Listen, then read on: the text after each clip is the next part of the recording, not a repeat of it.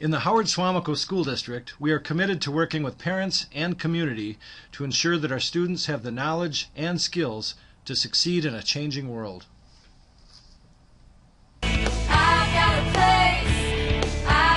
place, the best kept secret in the United States. I've got a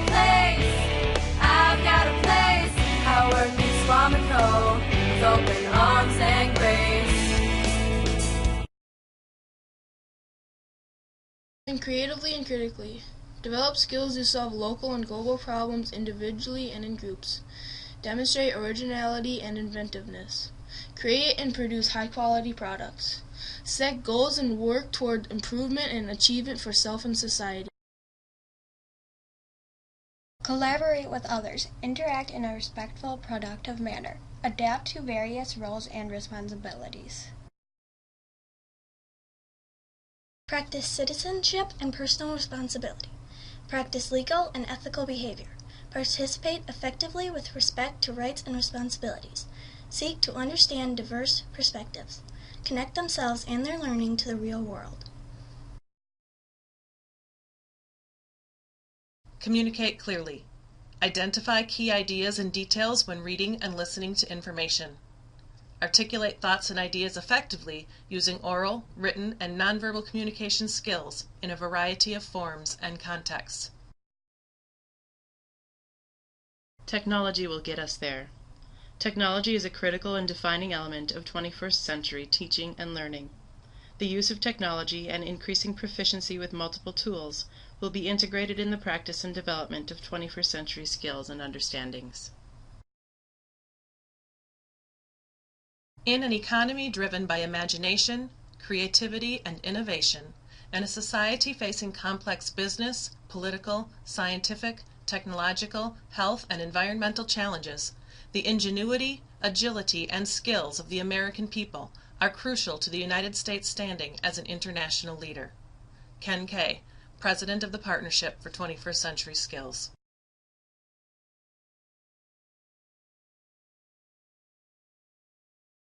The goal is not to turn kids into your kind of adult, but rather better adults than you have been, which may be a little challenging considering your guys' credentials.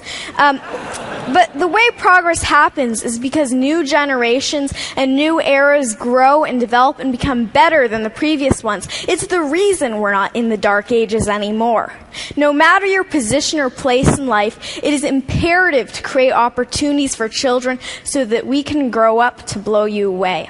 Adults and fellow Tedsters, you need to listen and learn from kids, and trust us and expect more from us. You must lend an ear today because we are the leaders of tomorrow. We are going to be the next generation, the ones who will bring this world forward. The world needs opportunities for new leaders and new ideas. Kids need opportunities to lead and succeed. Are you ready to make the match? Because the world's problems shouldn't be the human family's heirloom. Thank you.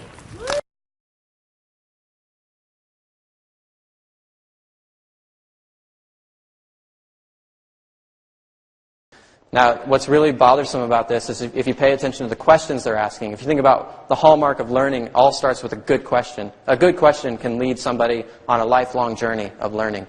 But the questions they're asking here are things like this. How many points is this worth?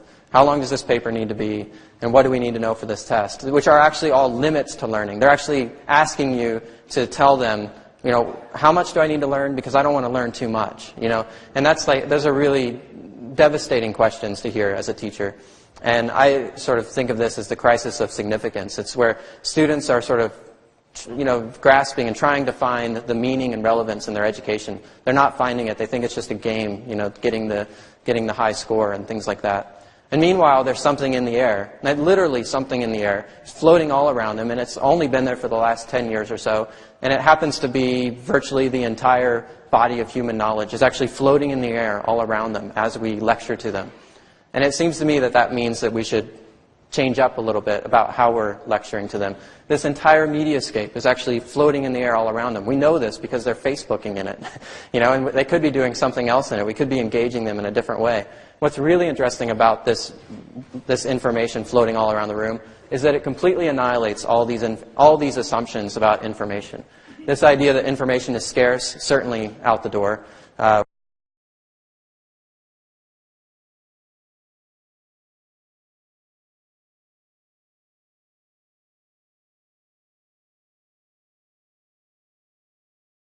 They will be doing work that calls on their artistic abilities, that calls on their abilities of synthesis, that calls on their abilities of understanding the context, that calls on their abilities of working in teams, that calls on their abilities in some sense to be multidisciplinary, multilingual, multicultural.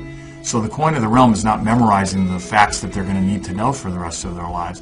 The coin of the realm will be, do you know how to find information? Do you know how to validate it? Do you know how to synthesize it? Do you know how to leverage it? Do you know how to communicate it? Do you know how to collaborate with it? Do you know how to problem solve with it? That's the new 21st century set of literacies.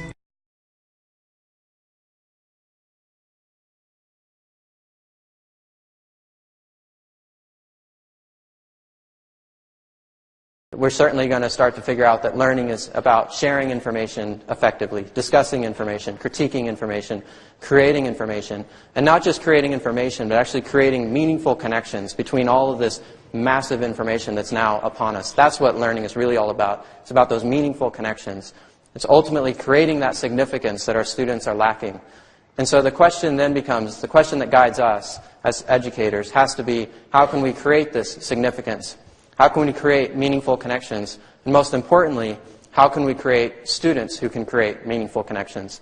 Now, this is the part of talk you might expect me to lay down the answers about how we can create students who can create meaningful connections, but I don't think that's the answer. I think the question itself is the solution. And I think all of us together have a part in answering that question, and that's the fun of it. The moment we stop asking this question, we'll be in a dark age. So let's like savor the question and love the question and let it guide us forward. Thank you.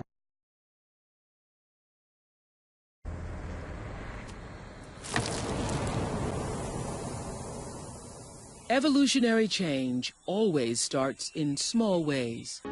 But in life, there are no guarantees. Survival has always been a struggle, one demanding extraordinary ingenuity, extraordinary adaptability.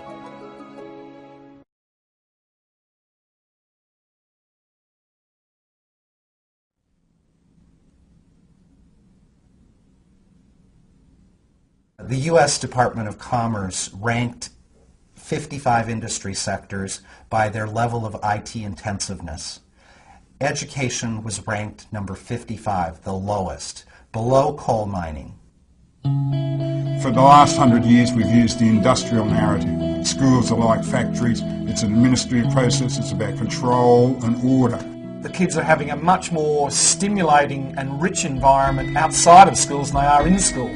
Kids are very rich content developers today through their social networking sites. They're big communicators through email, instant messaging, and text messaging, and yet all of those things are banned from their schools. Every turned-off device is potentially a turned-off child. We have to accept as educators that technology is not really a choice. It has created a world. It's just not here to help you teach traditional subjects. It has invented, has emerged a completely new environment. It's about relationship, it's about community, it's about connectivity, it's about access. Children are living now in a different space. They're living in what I call nearly now.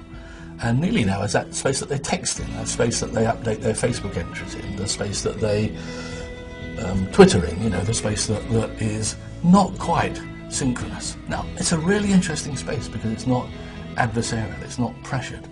It's a space where people can, it's all the R words, they can reflect and retract and research and repeat. It's a very gentle word. I tell you what, it's a great world for learning.